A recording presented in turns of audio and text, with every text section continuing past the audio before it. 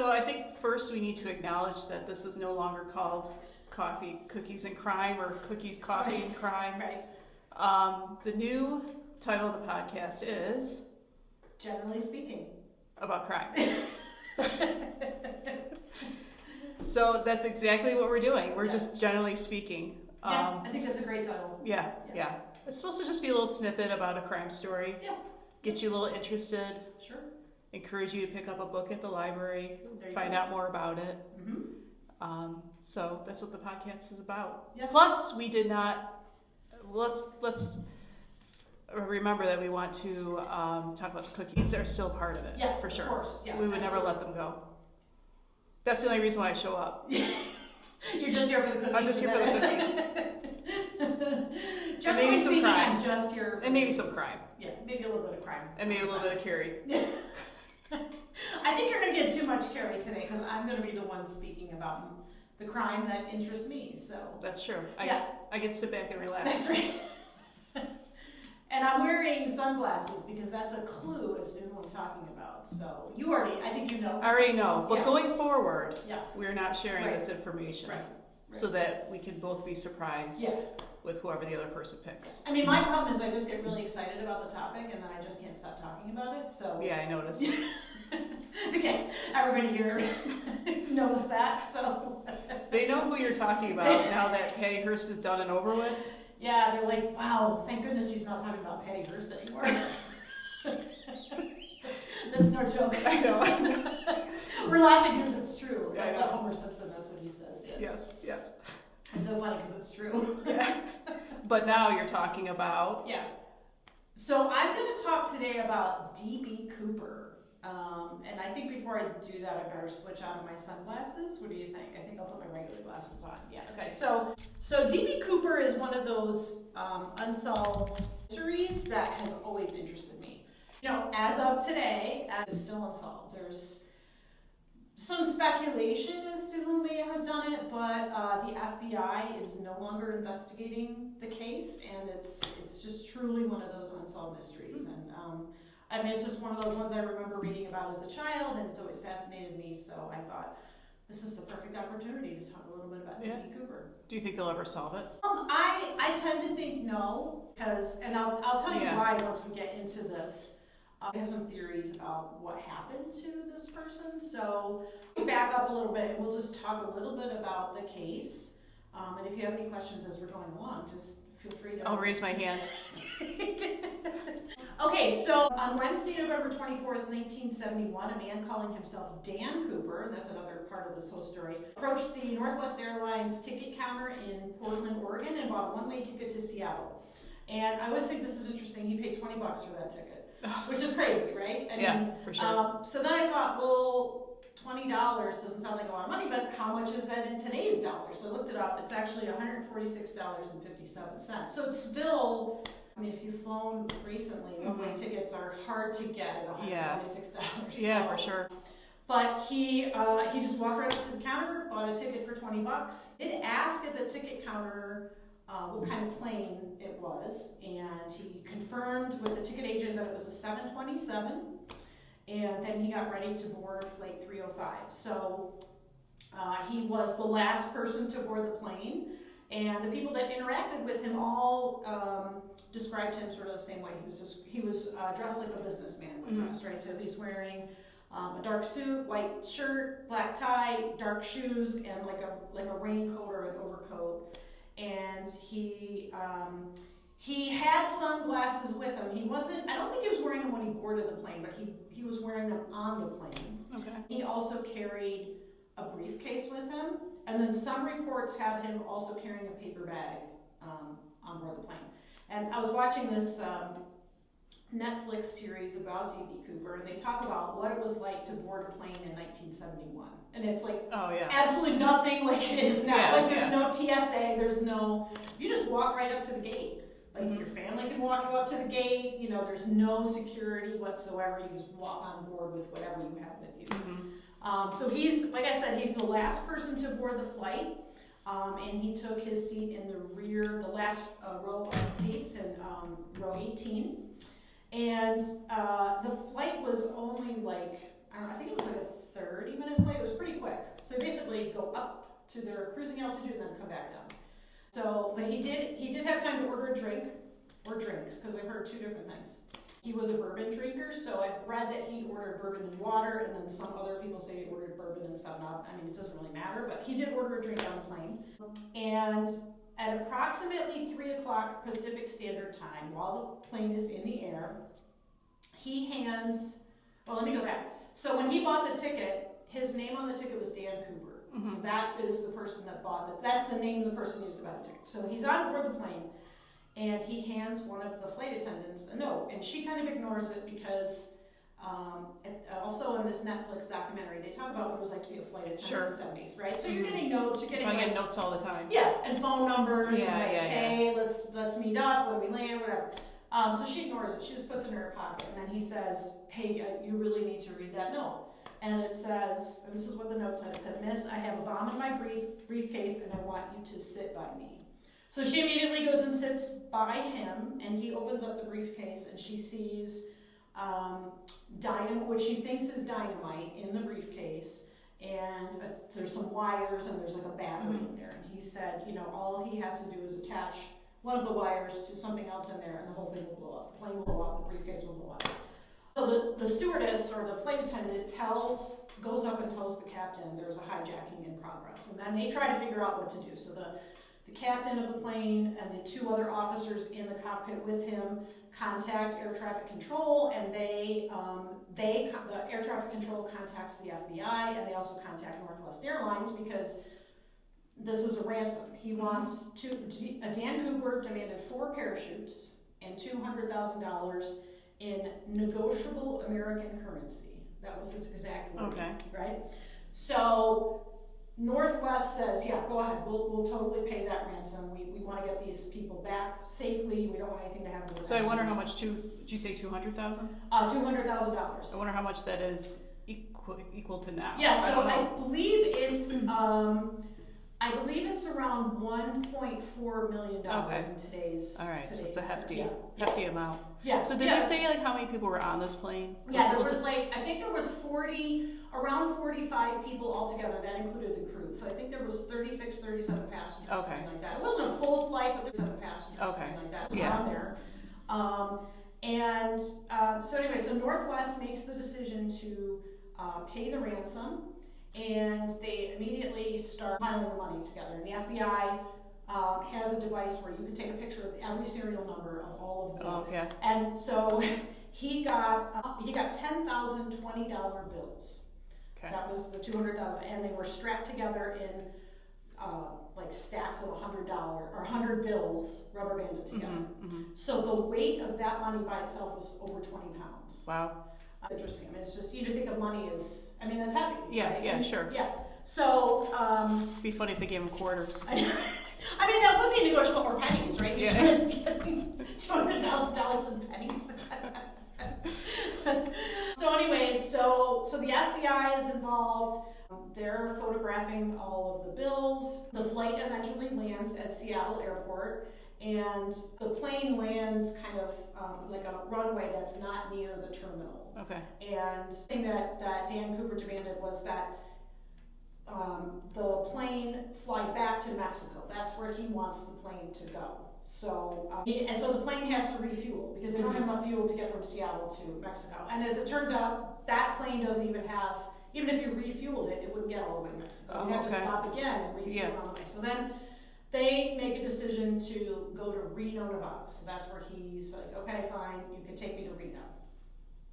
I have no idea. You think after all this planning, he would know that the airplane couldn't make it to Mexico? Yeah, which is weird, right? Because he specifically asked which plane it was, or what type of plane. And there's a reason he asked for that particular plane. Yeah. Confirmed that particular plane.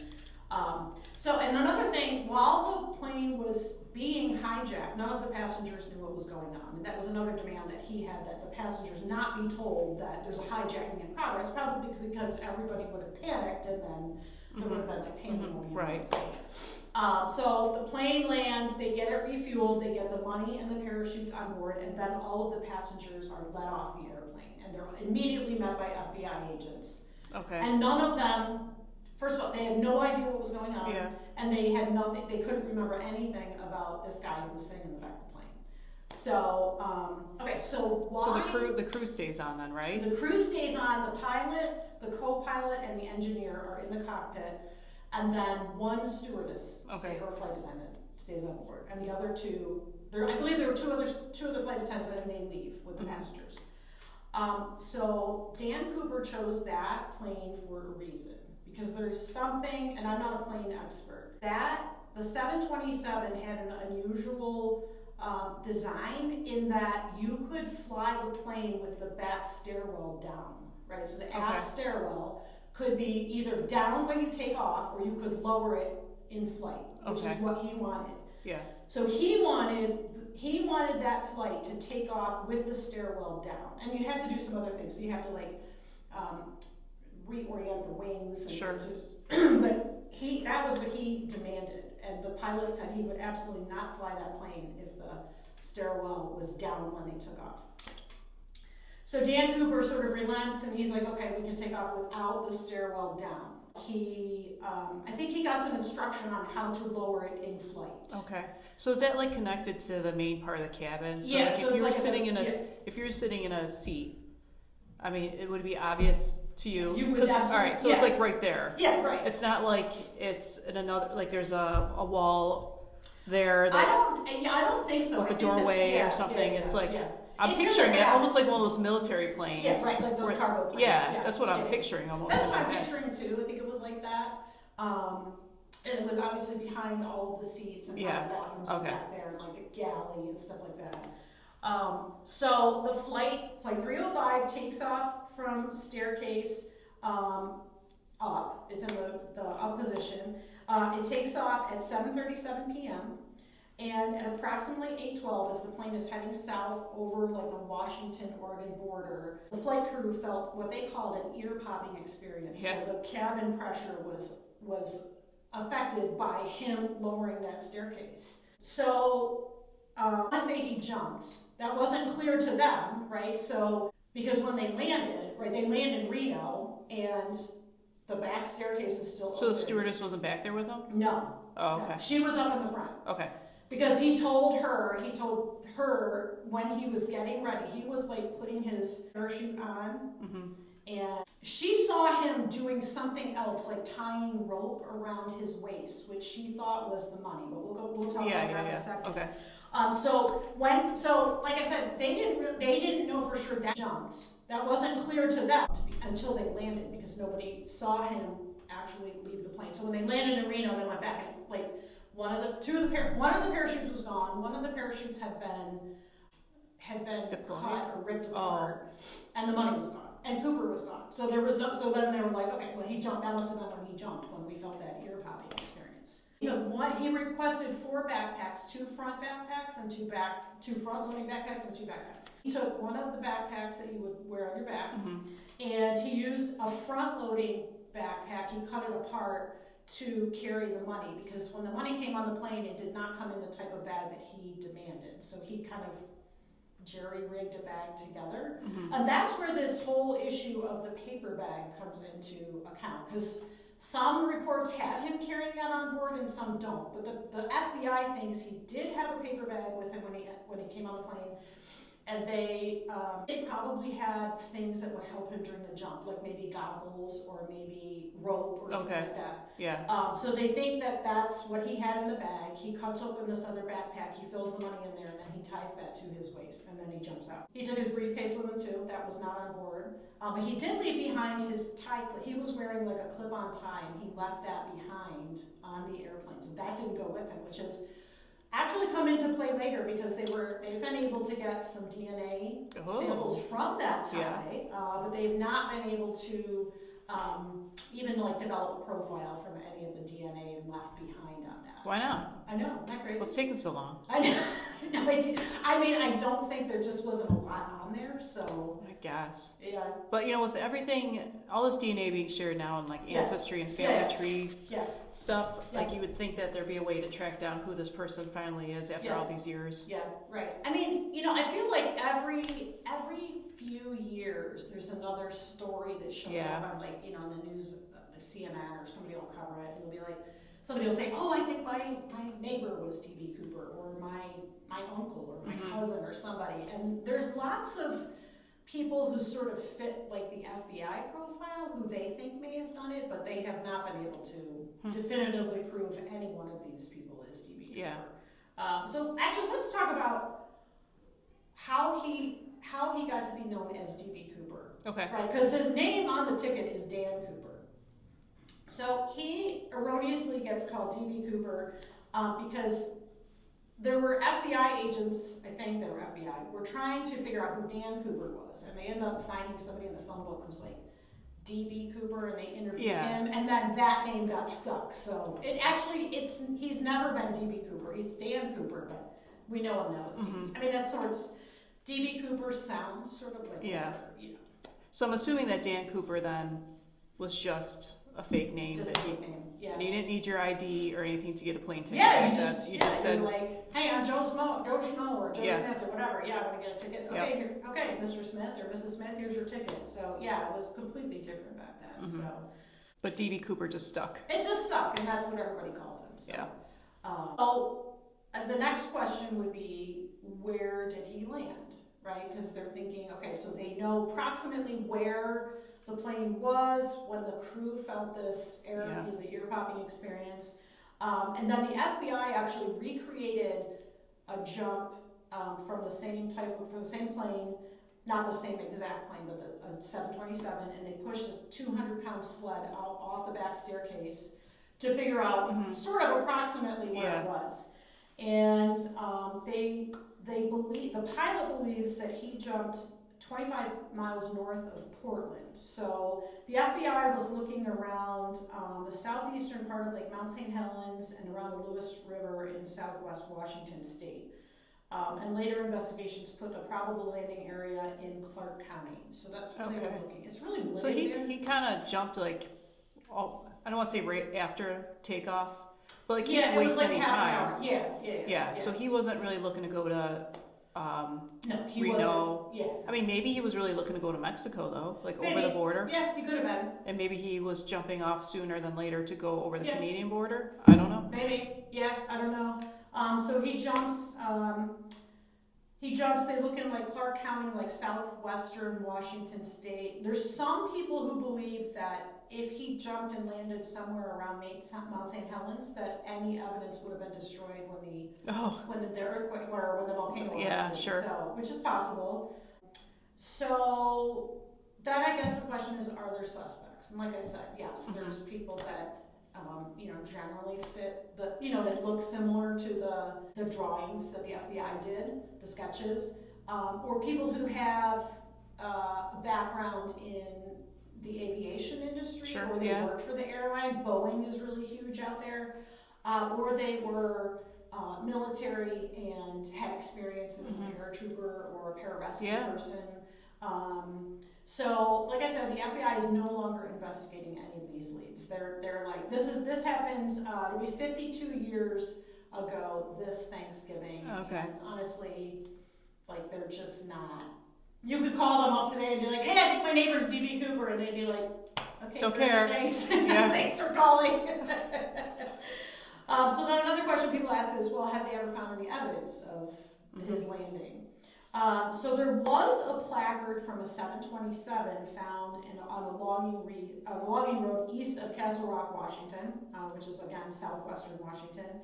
It was outside the area where they thought he jumped, but it was within the flight path that plane was taking. Okay. So it's possible.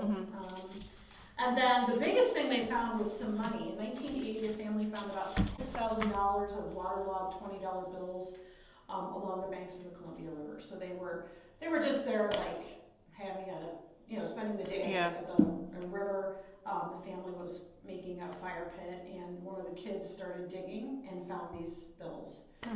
And the bills were for sure part of the $20. Yeah, they were the $20 bills, included in that $20 bills that Cooper got. That money is the only confirmed evidence that's ever been recovered from the hijacking. Okay. So you don't know if he buried it himself or if it was just over time it got buried by someone? Yeah, I mean, I don't think they're sure. I think they they think that it's not, he wasn't there and he didn't bury that there. Okay. It's probably, It's just, you know, it was covered up over time. Yeah, exactly. Yeah, maybe it floated down in the river and somehow ended up Yeah. off, you know, or the erosion happens. Or, That's not, that doesn't sound good for D.B. Cooper. Yeah, I know. So I guess that leads to, you know, what happened to him. And my guess is just Your estimated guess, my based estimated on all guess. this I mean, research. Generally speaking, my guess would be that he did not survive. I don't think he survived the landing. I think it's possible that he survived jumping out of the plane, but I just don't think, given what he was wearing, I mean, he jumped in like a business suit, and I think a lot about what he was wearing on his feet, which sounds crazy, but like he was wearing like dress shoes, men's dress shoes, right? You land in the woods in November in the Pacific Northwest. It's cold, it's rainy. He can't see anything. He's jumping because it's nighttime when he jumps. He can't go for help. Can't go for help. He's in the middle of a forest somewhere. I think the fact that they haven't found any of the money in circulation, as far as we know, that leads me to believe either he died after he jumped, which is possible, or he made the jump, but he didn't survive the landing. He never made it out of the woods, is my guess. So. But, I mean, who knows? It's truly one of those unsolved mysteries. I mean, you would think that someone would have said, hey, Uncle Danny didn't come home last night. Yeah, right. Yeah, because they're all these people who are suspects are people who sort of have either a connection to the airline industry or the military or both, or they look like the guy or they're the same age. So I don't know if we want this is the original sketch. I remember that. So I remember seeing this like at the post office. Like, you know how they used to have those wanted posters there? So that's the original sketch of him. Is that good if I hold it like that? Yeah, that's good. Okay. And it's changed over time, which I think is interesting. So this actually is the most recent sketch of what D.B. Cooper may have looked like, which I think is very different from this one. All right, who drew that? Right, so... Who drew that? It wasn't the FBI, they're not interested anymore. I don't think so. Yeah, and so actually this drawing, this particular sketch came from the recollection of a passenger who was on the same flight. But it's just so different. It's like, okay, so he's wearing a different colored jacket, his glasses are different, and his hair is different. And I guess I would say maybe I discount these a little bit more, just because if it's done 40 years after the jump, your memory changes. But who did they base the original sketch on? Was it just one person? Yeah, it was the person at the ticket counter. Okay. And then the stewardesses who had the most interaction with him. And that was so it was modified. So it was like this first, then it was this, then these two, and this is an age progressive. That's not the biggest. So it looks like from the game Guess Who. Yeah, I know, right? Does your guy have gray hair? Yeah. What was that game? Aw, man. Wait, was that the game where you were? No. What was the game? It was like a dating thing. Remember they played that on The Simpsons? Do you remember that? It was. Okay. I have no idea, folks. I can't. It'll come to me. I can't think of it. Like a board game? Yeah, it was a board game. Yeah. Well, yeah. It was like. I mean, I had all like the typical teenage games like Mall Madness and no, it wasn't. Dream Phone. Any Dream Phone fans out there? No. and Girl Talk. Oh, it was like Secret Date or something like that. I forget what it was called, but yeah. I have a feeling it was probably out of circulation by the time it got to my teenage years. Yeah, but so anyways, it's funny actually. The very first one, I believe this is the one, the very first sketch, not lost it. Is the one that they thought looked like, they used to call it the Bing Crosby sketch, because he kind of looked like Bing Crosby, I guess. Yeah, it was like, I was thinking that too, because when I was looking at him, I'm thinking, he looks like someone, like a famous musician. Yeah. And actually the recent sketch, that one reminds me of like Buddy Holly. Yeah, right. So I don't know, I think they're interesting. But that was the style at the time too, so a lot of guys are going for that look. Yeah, so I mean, if you look at pictures of men, like from the 1970s, early 1970s, there's probably a lot of guys that look like that, right? Looks like Frank Sinatra. Yeah, Frank Sinatra. They have like clean, they have short hair, they're clean shaven, they're wearing a business suit. Are we sure it wasn't Frank Sinatra? I've never seen him show up as any of the potential suspects. So, Okay. I think anything's possible, but I would not put my money on Okay. Sinatra. Yeah, no, I don't think so. I mean, I've read a couple books on, I've read books and articles on people who are suspects, and none of them really. Was Frank Sinatra one of them? No, no, and neither was Bing Crosby. Maybe I should write a book that Frank Sinatra is D.B. Cooper. Well, actually, there's a theory that. Did you ever watch Mad Men? I tried the part of the first season. Okay, yeah, it's a great series. I didn't like it at first either, but Okay. I gave it a try, and then it was we watched it all the time. But there's a theory that Don Draper was actually D.B. Cooper, so. Which that's kind of funny. It looks like it. Yeah, right? yeah, I mean, sure. He's short hair and yep. has a military background, and but yeah, I don't think that's true either. So yeah. Anyways, I mean, I just believe this will never be solved. I just don't think they're ever. You don't think so in your lifetime? You don't think so? No, because I don't think he made it out of the woods, right? So, well, I know, but even that DNA swab or whatever they have, they'd be able to revisit that. Yeah, maybe in 10 to 20 years if there's more advances. I mean, they can do a lot of things with DNA. I know. So that's, even if they take a little bit of that profile and they put it on one of these ancestry websites, they might be able to find hey, so this person is somehow related to that, the characteristics from that DNA test. Mm-hmm. So I don't know. I mean, it's possible, but I tend to think it's not going to be solved. So anyways, but it was. That irritates me. I don't like unsolved cases. Yeah, I know. It's unfortunate how many unsolved cases there are out there. Murders or kidnappings or people who are wanted for crimes or skyjackers, people who jump out of a flying airplane in the rain in the dark with $200,000 and they're just never heard from again. So I mean, he's got to be dead. That's what I believe. There's no way that he could be alive now, right? Do they have an idea of, it said mid-40s? Yeah, so this was the description of him. This is a bulletin from the FBI. I guess he could be so this was the original one, and it was the Nordjack. That's what the FBI called this. It was the Northwest hijacking. So it was a hijack case. So this man is described as follows. White male, mid-40s, 5'10" to 6 feet, 170 to 180 pounds. Average to well-built. His complexion was what they call olive or Latin appearance. His hair is dark brown or black, normal style, parted on the left, combed back, sideburns, low ear level. Eyes possibly brown. I don't know that they're sure about his eye color because then he put his sunglasses on. Yeah, right. Tell. So his voice, they say he spoke low and spoke intelligently, no particular accent, possibly from the Midwest section of the U.S. He was a heavy smoker of Raleigh filter-tip cigarettes. I do think they actually have a couple of his cigarettes. See? Or they did. Oh.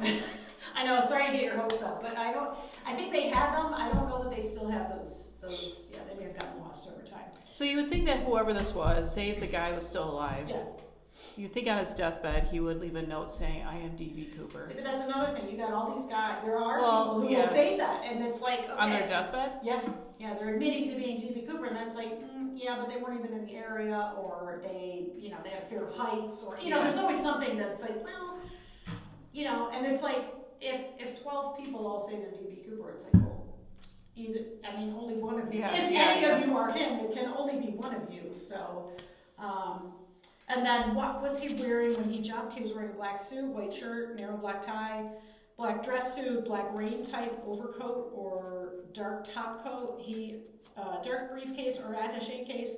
The FBI said he was carrying a paper bag and he had brown shoes. So, I mean, it was pretty nondescript, right? I mean, it wouldn't be unusual on a plane wearing a suit and carrying a briefcase and wearing a raincoat. Jeez, you'd think someone would know something. Yeah, I mean, he was so nondescript that, like I said, when they got everybody off the plane, all the passengers, nobody really remembered anything about it. Now, of course, he was sitting behind everybody. Yeah, right. So it's not like, they would have seen him when he got on the plane, because he was the last person. Yeah, but who's paying attention? Yeah, exactly. You're already on the plane, you're getting ready to fly, you're talking to whoever's sitting next to you, you're reading a book or whatever. I mean, it was 1971, so nobody was on their cell phones, right? No, they're just smoking a cigarette, talking to the stewardess. Yeah, They're A packing flight lunch. attendant. Yeah, exactly. I think that's the correct term now. Yeah. So anyways, that's just a little bit about DB Cooper. I do think it's one of those things that will never be solved. I mean, I hope they solve it, but I don't see it happening. But, Yeah.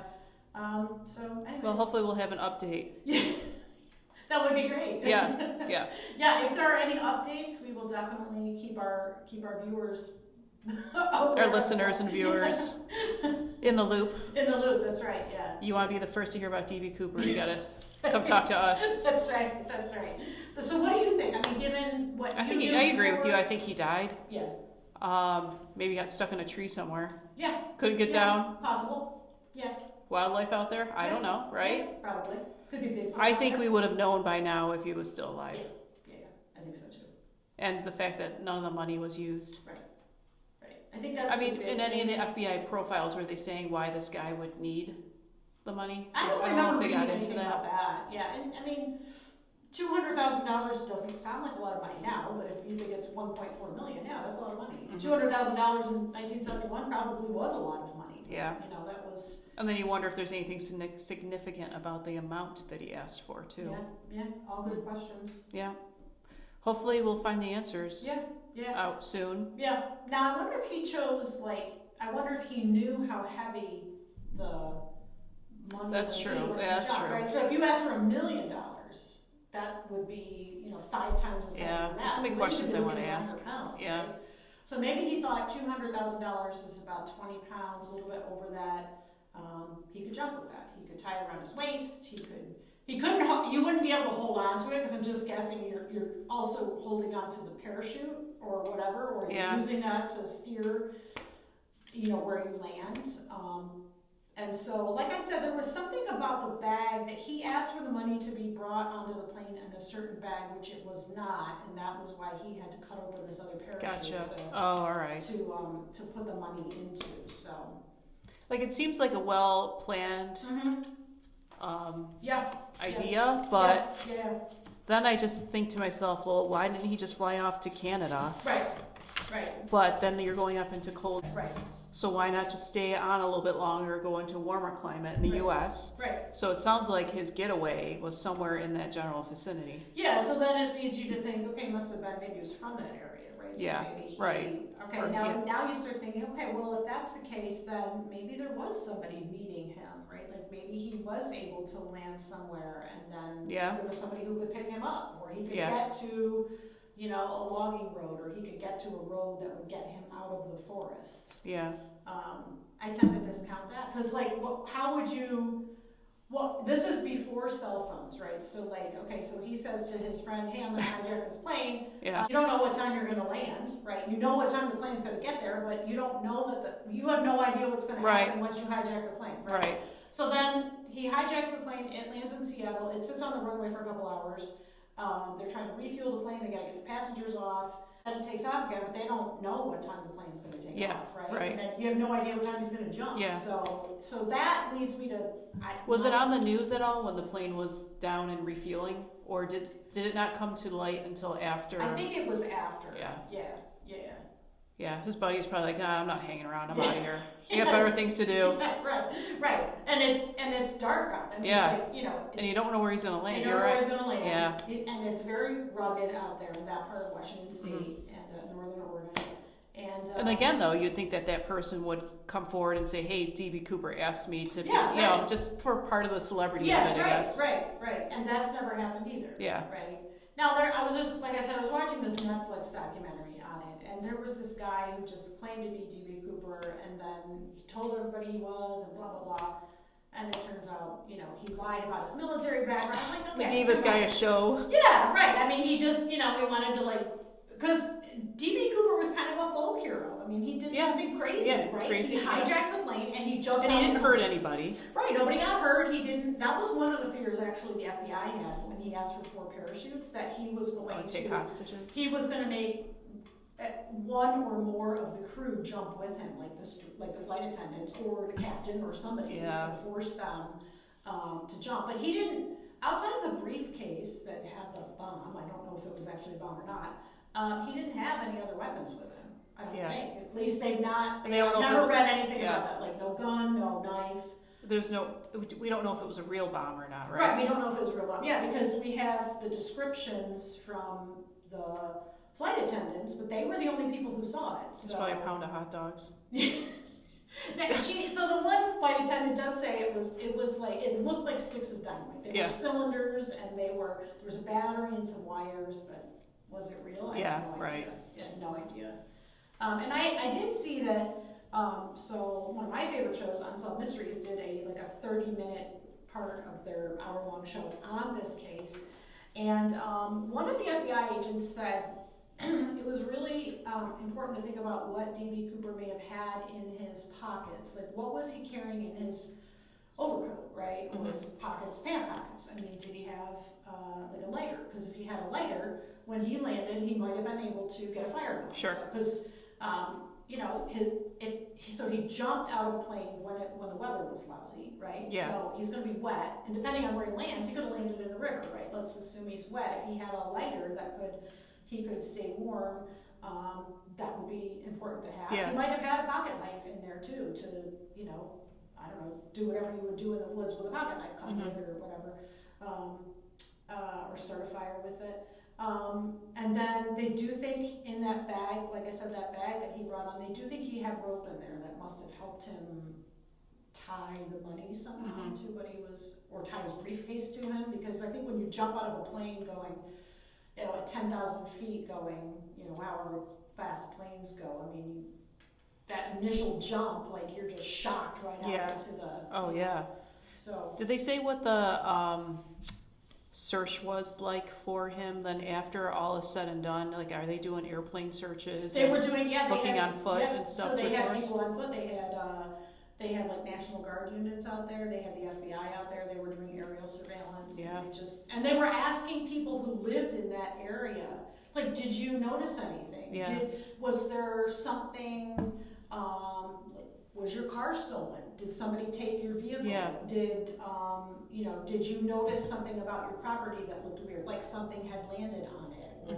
Or I read somewhere, and I don't want to get my facts wrong, but there was a break-in of like a general store in the general area where they think he landed, and somebody just took like beef jerky and like supplies that you would need if you were on the run. Oh, that was old Joe down the street. Right. He likes they don't jerky. tie that in any way to this this skyjacking and hijacking, but I mean, that's what makes this mystery so fascinating. Yeah. There's nothing that points to him living, and there's nothing that points to him dying. Yeah, there's nothing conclusively. Yeah. And that was actually going back to what you said, like, when they were asking people, they were like, did you notice anything in trees? Like, was there a parachute in a tree? Or like was footprints there a or tree something. that had like all these branches that came Yeah. down or something?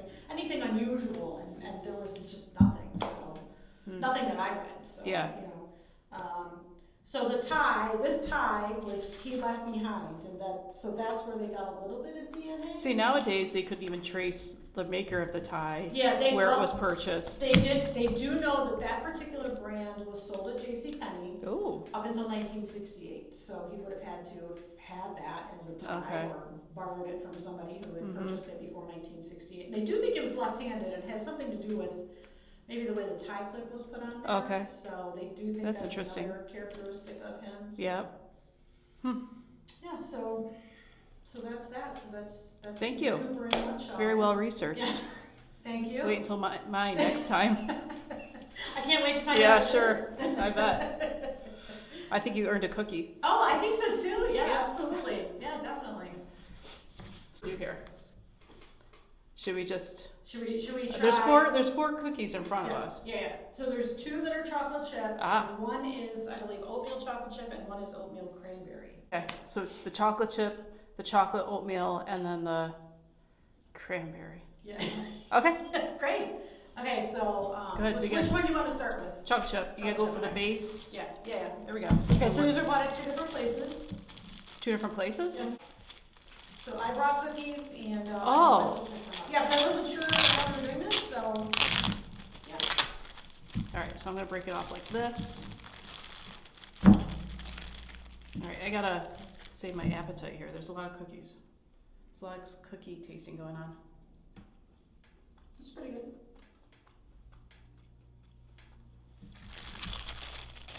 don't think I got any chocolate in there, right? No. I mean, I would say this, I don't think your cookies are as good as the cookies you make, but, yeah. Jenny makes excellent chocolate chip cookies, by the way. Thank you for saying that. It's true. It's pretty good.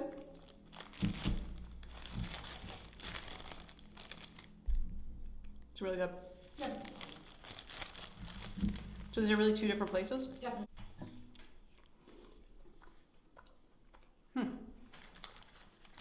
This has a lot more chew. I was gonna say, this is a lot crunchier. Nothing wrong with that. Goes well with some tea. Yeah. I think I do sort of like that one better, but that's just me. Which one? The smaller. See, this one reminds me of something, and I don't know what it was. Okay, no, they're both good. I mean, you Yep. cannot go wrong with the chocolate chip cookie, right? I mean, No. I'm gonna take this one last piece. yeah, they're good. Great. All right, so now it's on the oatmeal. Okay, and this is oatmeal. This looks like it has, I know it has cranberries in there, but I don't know if it's just cranberries. I don't know, we'll find So out. did you bring two? Or did you bring one? I actually brought 4. Alright, so are these all... Are any of these yours? Yeah, the small ones are mine. Okay.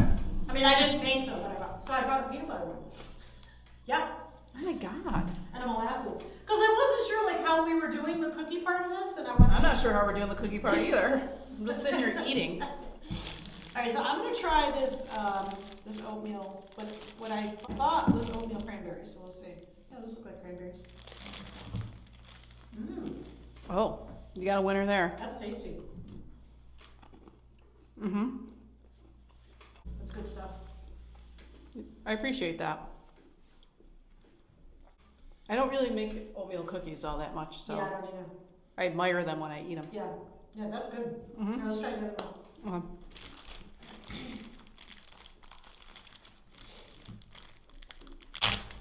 Can everyone hear that? All right.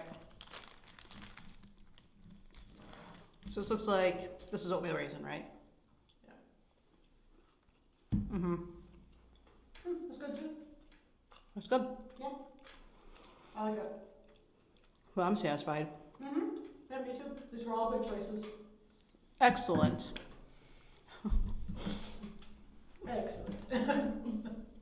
Well, I guess that concludes today's podcast. Yeah, right. And then we'll see you next time, and it'll be my turn. And this time, Carrie doesn't know what I'm doing, so That's right. surprise! It's an unsolved mystery. As my microphone drops. So we'll see you next time. We'll see you next time. Thanks for watching and listening. Bye.